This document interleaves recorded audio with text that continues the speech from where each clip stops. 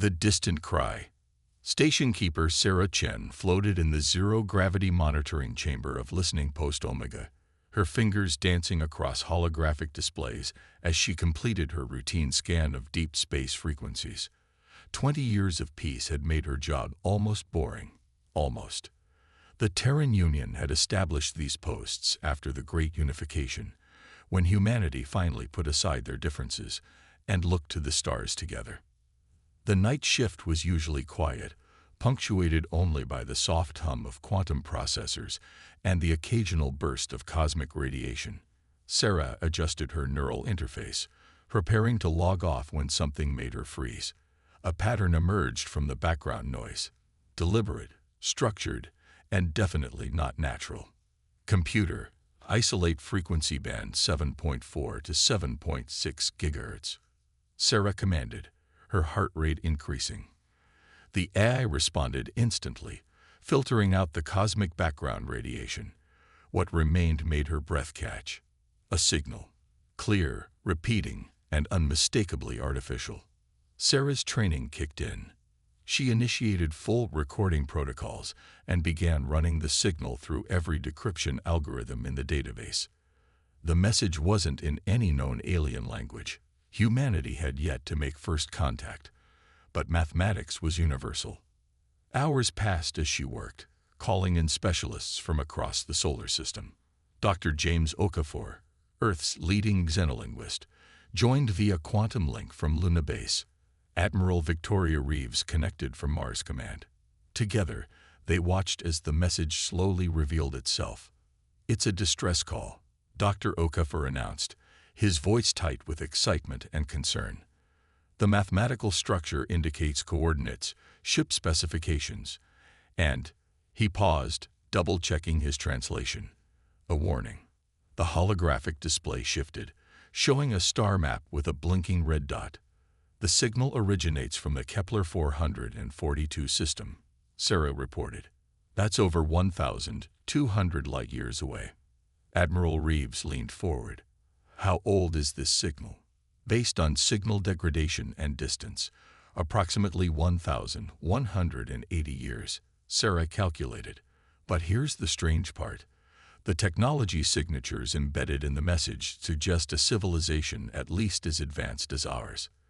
The decoded message played across their screens. To any who receive this, we are Zalari. Our world falls to the colossal. They consume me all. They adap to all weapons. We see not stop them. If you hear this, prepare. They go you'll find you. Coordinates. FOLO. The emergency session of the United Nations Space Council convened within hours. Representatives from every colony and station attended via holographic projection. The chamber buzzed with nervous energy as Admiral Reeves presented their findings. "The message is genuine," she stated firmly. "Our analysis confirms it's not a hoax or natural phenomenon. Someone out there sent a warning, and based on the technical data embedded in the signal, they were significantly advanced." Secretary General Amara Osei stood. "The question before us is simple. Do we respond? Do we investigate?" Arguments erupted across the chamber. Some advocated caution. The message was over a millennium old after all. Others pushed for immediate action, citing humanity's moral obligation to help. Dr. Elena Volkov, head of the Science Directorate, raised her hand for silence. "There's something else. The signal mentions the collective and their ability to adapt to weapons. This suggests a threat that could potentially reach Earth." The debate continued for hours until a grizzled voice cut through the chaos. General Marcus Stone, veteran of the Unification Wars, stood slowly. "Madam Secretary, fellow representatives, 20 years ago, we fought each other to near extinction. We learned that waiting for threats to reach our doorstep only leads to devastation. If there's even a chance this collective exists and might find Earth, we need to act." The vote was close but decisive. Humanity would respond. The problem was capability. Earth's current fleet consisted of exploration vessels and system patrol ships, nothing designed for potential combat 1,200 light-years from home. That's when Dr. Volkov revealed a classified file that changed everything. During the Unification Wars, she explained, competing factions built weapons of unprecedented power. When peace came, we couldn't bring ourselves to destroy them completely. Instead, we mothballed them in the Kuiper Belt, maintaining them in case of future need. She activated a hologram showing massive structures hidden among the ice and rock of the outer solar system. The Titan-class warships. 12 vessels, each 5 kilometers long, powered by antimatter reactors and equipped with experimental weapon systems. They've been in cold storage for 20 years. General Stone nodded grimly. I commanded one during the war, the Retribution. These ships were built to end conflicts, not fight them. They're monsters. Sarah Chen, who had been invited to the meeting as the signal's discoverer, spoke up. Monsters might be exactly what we need. The council voted again. Operation Awakening was approved. The journey to the Kuiper Belt facility took 2 weeks. Sarah found herself aboard the reactivation team's ship, having volunteered for the mission. As they approached the first containment facility, she pressed against the viewport, eager for her first glimpse of a Titan. Nothing could have prepared her for the reality. The Phoenix emerged from the shadows like a prehistoric predator frozen in ice. Its hull was dark, angular, designed to inspire fear as much as project power. Weapon ports dotted its surface like metallic scales. Even dormant, it radiated menace. 5 kilometers of pure destruction. Chief Engineer Thompson whispered beside her. The antimatter reactor alone could power Earth for a decade. The reactivation process was delicate. Teams in EVA suits swarmed over the Phoenix's hull, replacing frozen components and updating systems. Sarah watched as power gradually returned to the behemoth. Lights flickered along its spine, growing stronger with each passing hour. Inside, the ship was a maze of corridors and chambers, all built to a scale that made humans feel insignificant. The bridge was a cathedral of war, dominated by the central command throne and its neural interface helmet. The Titans were designed to bond with their commanders, Thompson explained. Direct neural link to all systems. The ship becomes an extension of your body and mind. It's why they were so effective and so dangerous. They needed pilots, individuals with the mental fortitude to merge consciousness with machines of war. The selection process was grueling. Thousands applied. Only 12 were chosen. Sarah was surprised to find herself among them. You discovered the signal, Admiral Reeves explained. You understand what's at stake better than anyone. The Phoenix chose you. The neural integration process was unlike anything Sarah had experienced. As the helmet descended onto her head, reality shifted.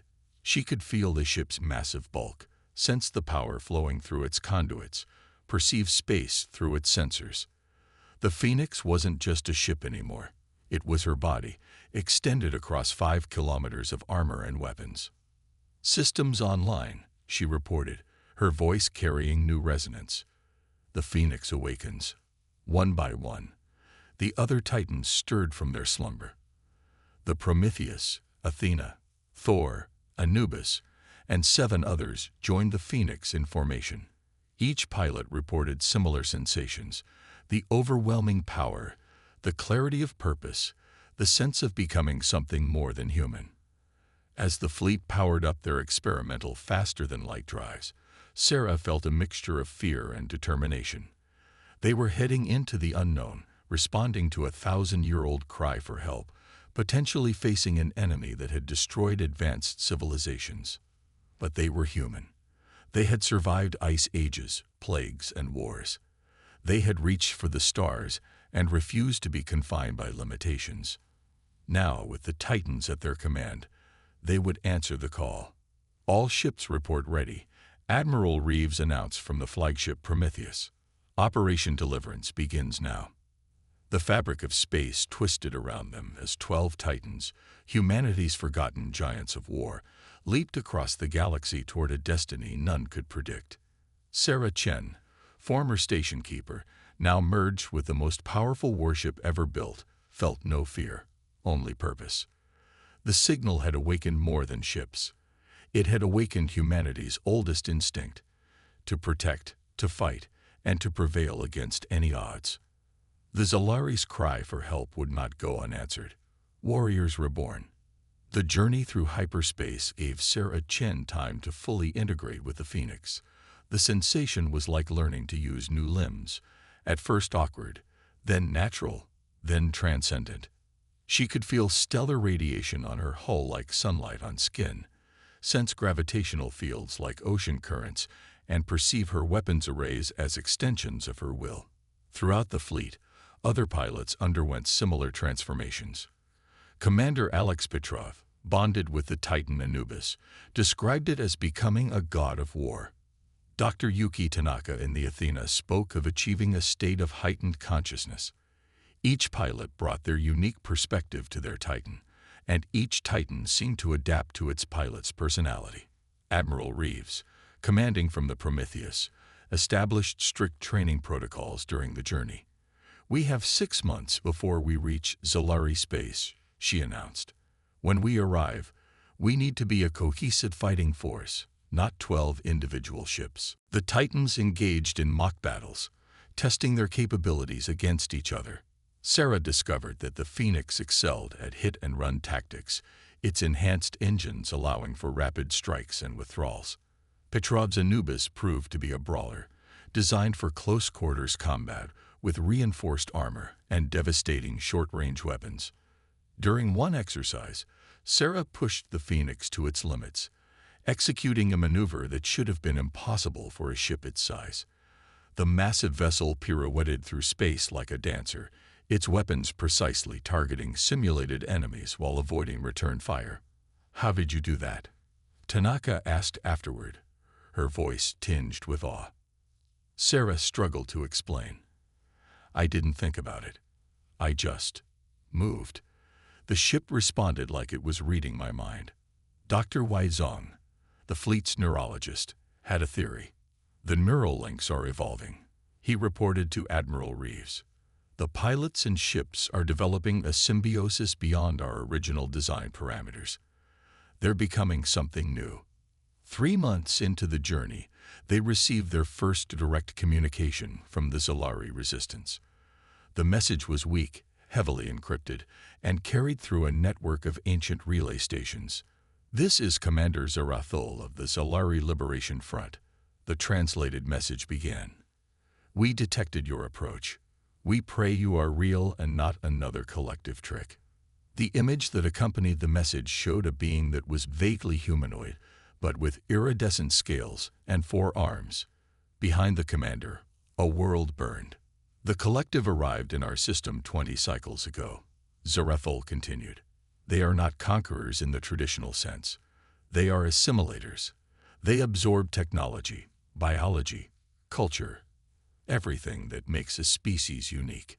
Then they optimize it, integrate it into their mass consciousness." Sarah felt a chill through the Phoenix's sensors. "How do you fight something like that?" "We don't," came the grim reply. "We survive. We hide. We wait for miracles."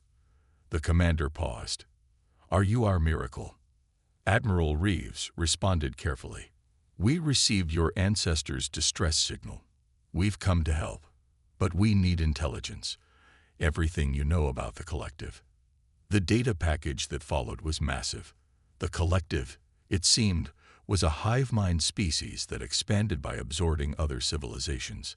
They adapted to any weapon used against them, learning and evolving in real time. The Zalari had held them off for years, through guerrilla tactics and constant innovation, but they were losing ground. "Their ships are biological-mechanical hybrids," Zarathul explained. "They heal damage, adapt to attacks, and worst of all, they learn. Every battle makes them stronger." The Titan pilots studied the information obsessively. Sarah spent hours in simulation, testing strategies against collective ship profiles. Nothing seemed to work consistently. Every tactic that succeeded once failed the next time. It was General Stone, observing from Earth, who provided insight. "You're thinking like conventional warriors," he said during a strategy session. "The Titans weren't built for conventional warfare. They were built to be unpredictable, overwhelming, terrifying. Don't fight the collective's war. Make them fight yours." The advice resonated. Sarah began experimenting with chaos theory in her attack patterns. Petrov programmed his weapons to fire in seemingly random sequences. Tanaka developed algorithms that constantly varied shield frequencies and engine outputs. If they adapt to patterns, Sarah realized, we'll give them no patterns to adapt to. As they approached Zalari space, the Titans underwent final preparations. New weapons were brought online. Experimental systems that even their designers weren't sure would work. Quantum torpedoes that existed in multiple states simultaneously. Graviton beams that could tear space itself. Nanite swarms programmed for controlled destruction. The pilots also prepared themselves mentally. They knew this wasn't just a rescue mission anymore. They were potentially facing a threat to all life in the galaxy. "Remember why we're here," Admiral Reeves addressed the fleet. "We answer the call not because we must, but because we can. Because it's right. Because that's what humans do." The transition from hyperspace to normal space brought them face to face with devastation. The outer Zalari colonies were ruins, planets stripped bare or converted into massive collective processing centers. Organic mechanical structures stretched across entire continents, pulsing with stolen life. "My God," someone whispered over the comm. "Stay focused," Sarah commanded, feeling the Phoenix's weapon systems prime in response to her anger. "We knew it would be bad." They made contact with the Zalari resistance at a hidden base in an asteroid field. Commander Zarathul greeted them via hologram, his scales dulled with exhaustion and loss. "You actually came," he said, disbelief evident in his translated voice. "When we sent that signal generations ago, we never truly believed." "We're here now," Admiral Reeves assured him. "And we're ready to fight." Zarathul studied the sensor readings of the Titan fleet. "Your ships, they're unlike anything I've seen. The power signatures alone." He straightened. "Perhaps there is hope after all." The first test came sooner than expected. The collective scout group detected their presence and moved to investigate.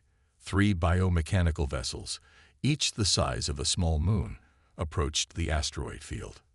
"This is it," Sarah announced to her crew. "Time to show them what humans can do." The Phoenix burst from cover, its experimental weapons firing in seemingly random patterns. Quantum torpedoes phased in and out of reality, striking the collective ships from impossible angles. The enemy adapted quickly, their hulls morphing to absorb the impacts, but Sarah was already changing tactics. Petrov's Anubis charged straight at the largest collective vessel, graviton beams ripping chunks from its organic armor. When the enemy ship adapted to the gravitons, Petrov switched to plasma cannons, then to kinetic rounds, then to weapons that defied classification.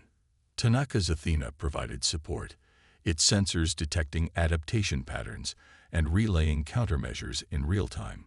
The other Titans joined the battle, each fighting with controlled chaos that kept the collective off balance. The battle lasted 18 minutes. When it ended, 3 collective ships were destroyed, their remains dissolving into base components as some failsafe triggered. "They'll learn from this," Zarathul warned, watching the replay with a mixture of hope and fear. "Next time will be harder." "Good," Sarah replied, feeling the Phoenix's satisfaction pulse through their neural link. "We'll learn too." The fleet spent weeks training with Zalari resistance fighters, sharing technology and tactics. The Zalari provided crucial intelligence about collective behavior patterns, while the humans offered something the Zalari had lost: aggressive optimism. "You fight like your species depends on it," Zarathul observed after one training session. "Doesn't it?" Sarah countered. "If the collective defeats you, how long before they find Earth?" The commander's scales shifted color, the Zalari equivalent of a grim smile. You understand. Good. As they prepared for larger engagements, Sarah noticed changes in herself and the other pilots. They were becoming more than human, their consciousness expanded by constant connection to their titans. They thought faster, perceived more, and understood warfare on a level that would have been impossible months ago. We're evolving too, she realized during a private moment with the Phoenix. Just like the collective, but in our own way. The ship's response wasn't in words, but in feelings. Agreement, pride, and something that felt like affection. The Phoenix was more than a machine now. It was her partner, her extended self, her instrument of war and protection. The time for testing was over. The Zalari resistance had identified a major collective processing center on one of their conquered worlds. Destroying it would deal a significant blow to the enemy's operations in the sector. This is our statement, Admiral Reeves declared as the Titans prepared for their first major offensive. We show the collective that their expansion ends here, that they finally met something they can't simply absorb and adapt to. Something chaotic, Sarah added, feeling the Phoenix's weapon systems sing with anticipation. Something human. The 12 Titans, fully awakened and bonded with their pilots, set course for the processing center. Behind them, Zalari ships followed. Not to fight, but to witness. To see if these strange beings from a distant world could do what 1,000 years of Zalari resistance could not. The giants of war were reborn, and they carried with them humanity's greatest weapon. The unpredictable, indomitable will to not just survive, but to protect others, to fight injustice, and to stand against darkness no matter the odds. The real war was about to begin. Humanity's wrath. The collective processing center sprawled across the conquered world like a cancer, its biomechanical tendrils reaching deep into the planet's core. From her position at the edge of the system, Sarah could feel the Phoenix's sensors cataloging the horror below. Millions of Zalari consciousness patterns being systematically absorbed into the collective's hive mind. They're not just killing them, Dr. Tanaka reported from the Athena, her voice tight with revulsion. They're erasing them. Everything that made them individuals. Gone. Admiral Reeves' command cut through the calm chatter. All Titans, initiate Operation Chaos Storm. Showed no mercy. The 12 warships dropped from orbit like falling stars, their hulls glowing with re-entry heat. The collective's response was immediate. Dozens of biomechanical fighters launched from the processing center, their forms shifting and adapting even as they climbed. Sarah didn't wait for them to reach altitude. The Phoenix's weapons spoke in a language of pure destruction, each blast carefully randomized to prevent adaptation. Quantum torpedoes phased through reality, appearing inside enemy ships before detonating. Graviton beams twisted space itself, crushing fighters in invisible fists. But the collective learned fast. Within minutes, their ships began developing countermeasures. Phase shields against the quantum weapons, spatial stabilizers against the gravitons. Sarah felt a moment of doubt before remembering General Stone's advice. Phoenix, she whispered to her ship, let's show them what chaos really means. The Titan responded by diving straight toward the processing center, weapons firing in patterns that defied logic. Sarah didn't plan the attacks. She let instinct and randomness guide her, trusting the neural link to translate her intentions into action. Around her, the other Titans followed suit. Petrob's Anubis waded through enemy formations like a berserker, its close-range weapons reducing bioships to component atoms. Tanaka's Athena danced through space, its ECM systems creating sensor ghosts that confused collective targeting. The battle raged for hours. For every adaptation the collective made, the human pilots found new ways to be unpredictable. They used their ship's massive bulk as weapons, ramming through enemy formations. They overloaded their own shields to create electromagnetic pulses. They fired weapons in combinations that shouldn't have worked but somehow did. The processing center's defenses are failing, Zerathil reported from the Zalari observation ship. His voice carried something the humans hadn't heard before. Hope. Sarah targeted the center's main power core, a massive organic-mechanical hybrid that pulsed with stolen energy. The Phoenix's primary weapon charged to levels that made warning indicators scream. She could feel the ship's pain as systems pushed beyond their limits, but she also felt its determination. "For every life they've taken," she growled, and fired. The beam that erupted from the Phoenix was more than just energy. It was humanity's rage given form. It struck the power core and kept going, boring through layers of armor and adaptation, refusing to be stopped or absorbed. The core imploded, then exploded, sending shockwaves through the entire facility. As the processing center died, something unexpected happened. The collected fighters stopped adapting. They froze, confused, as if the destruction of the center had severed some vital connection. "Now," Admiral Reeves commanded, "while they're vulnerable." The Titans fell upon the disorganized collective forces with ruthless efficiency. Within an hour, not a single enemy ship remained functional. But the victory came at a cost. 3 Titans had suffered severe damage, their pilots pushed to the edge of neural burnout. Sarah herself could barely distinguish where her consciousness ended and the Phoenix began. "We need to press the advantage," Petrov argued during the post-battle briefing. "Hit them while they're still reeling." Admiral Reeves nodded. "Agreed." "Zarathul, where's their next largest concentration?" The Zalari commander's scales flickered with complex emotions. "Their main high ship for this sector. It's in orbit around our homeworld."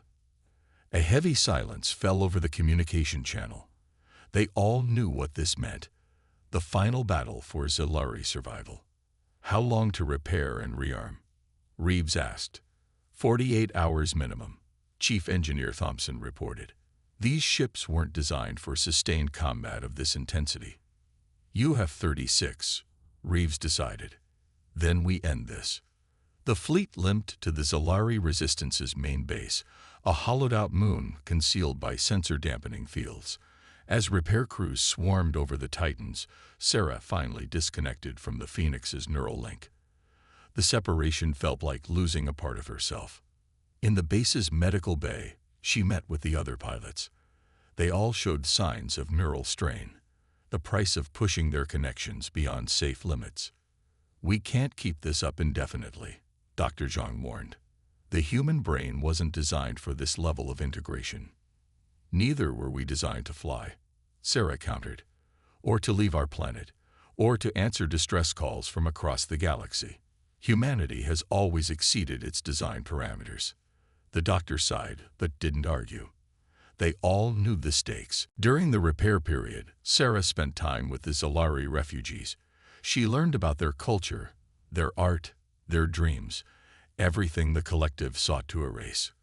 A young Zalari showed her a holographic image of their homeworld before the invasion. Gleaming cities, vast forests, oceans that sparkled with bioluminescence. "Will we ever see it like that again?" the youth asked. Sarah placed a hand on their scaled shoulder. "Yes, I promise." When the time came, the Titans launched with grim determination. The journey to the Zalari homeworld was short but tense. Long-range sensors showed the collective high ship, a monstrosity the size of a small moon, bristling with weapons and surrounded by thousands of smaller craft. "Remember," Admiral Reeves addressed the fleet, "this isn't just about destruction. We need to break their hold on this sector completely. Make them fear us." As they dropped out of hyperspace, the full scope of the challenge became clear. The high ship had transformed the Zalari homeworld into a fortress. Orbital defense platforms, minefields, and patrol fleets created layers of protection. "They've adapted to our previous tactics," Tanaka reported. "I'm reading new defensive configurations, energy signatures we haven't seen before." Sarah felt the Phoenix's eagerness for battle and shared it. "Then we'll just have to be more creative." The battle began with the Titans scattered across the system, each attacking from a different vector. Sarah led her group straight through a minefield, using the mine's ohm explosions to mask their approach. Petrov's team emerged from behind a moon, weapons already firing. Tanaka coordinated electronic warfare that made the Titans appear to be everywhere at once. The collective responded with terrifying efficiency.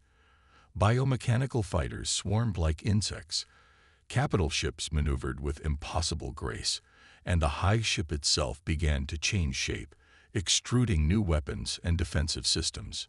For every human tactic, the collective had an answer. For every adaptation, the Titans found a new approach.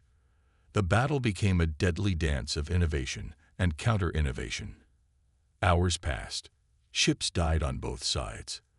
The Titans sustained damage that would have crippled lesser vessels.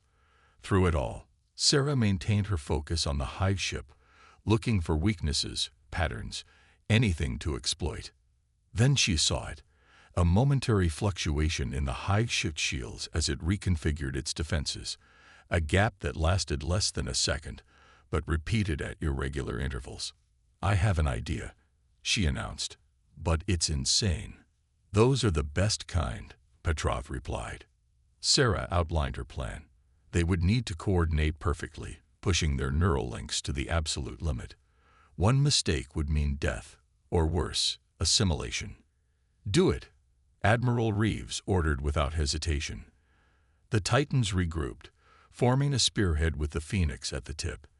As they accelerated toward the hive ship, Sarah felt her consciousness expand to encompass not just her ship, but echoes of the entire fleet. The neural network had evolved, creating connections between all 12 pilots. They moved as one organism, 12 bodies with a single purpose. When the collective adapted to one ship's weapons, another would already be changing tactics. They flowed through the enemy's defenses like water through cracks, always finding the path of least resistance. As they neared the hive ship, Sarah waited for the shield fluctuation.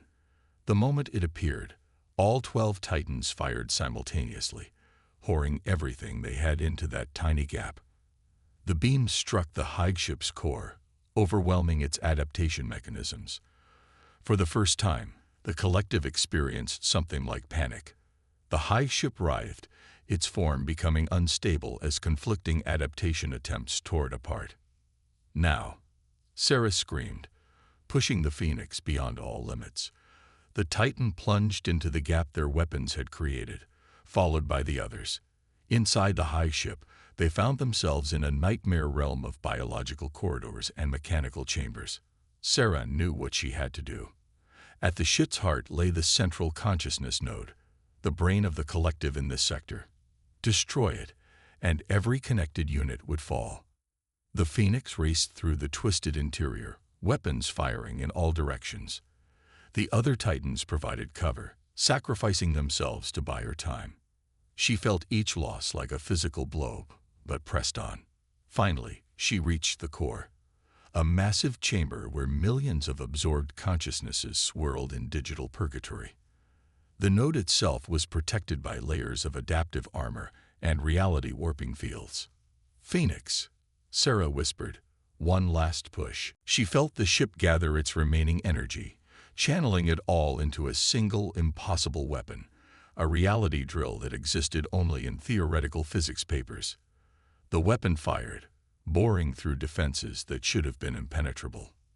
The node exploded in a cascade of light and data. Sarah felt the shockwave not just physically, but mentally, as millions of freed consciousnesses burst outward. The hive ship began to collapse, its structure failing without central control. "All ships, evacuate now," Admiral Reeves commanded. The surviving Titans fled the dying hive ship. As they emerged, they saw collective vessels throughout the system shutting down, drifting powerless. The invasion was over. But the victory came at a terrible cost. Only 8 Titans made it out. 4 pilots had given their lives to ensure success. Sarah felt their loss keenly through the remnants of the neural network. In the aftermath, as Zaluri ships returned to their liberated homeworld, Sarah finally allowed herself to disconnect from the Phoenix. She collapsed in the medical bay, her body shaking from neural feedback. When she awoke, Zerathol was standing over her, his scales shimmering with colors she'd learned meant profound gratitude. "You did more than save us," he said. "You showed the galaxy that the collective can be stopped. That resistance is possible." Sarah managed a weak smile. "That's what humans do. We answer calls for help, even when they come from 1,000 years away." The Zelari commander bowed deeply. "The signal we sent was our last hope. We never imagined it would bring warriors such as you. The galaxy will remember this day, the day humanity's forgotten giants awoke and showed the universe what your species is capable of." As Sarah recovered, she watched through a viewport as Zelari ships began the long process of rebuilding their world. The surviving Titans stood guard in orbit, their battle scars testament to the price of freedom. Admiral Reeves joined her at the viewport. "The UN wants to establish permanent diplomatic relations with the Zelari. They're talking about a mutual defense pact." Sarah nodded. "Good. We've made our statement to the galaxy. Earth stands ready to help those who need it." "And the Titans?" Sarah touched the viewport, feeling a phantom connection to the Phoenix even without the neural link. "They'll sleep again, but not as deep. We know now that the universe holds threats we can barely imagine. When the next call comes, and it will come, we'll be ready." In the distance, the Zelari sun rose over their homeworld, its light reflecting off the hulls of humanity's giants. The signal that had traveled over 1,000 years had done more than awaken ships. It had awakened humanity's destiny among the stars. The war was over, but the story of humanity's place in the cosmos had just begun. And somewhere in the depths of space, other civilizations would hear of what happened here and know. When darkness threatens, when hope seems lost, humanity will answer the call. The giants would wake again. The end.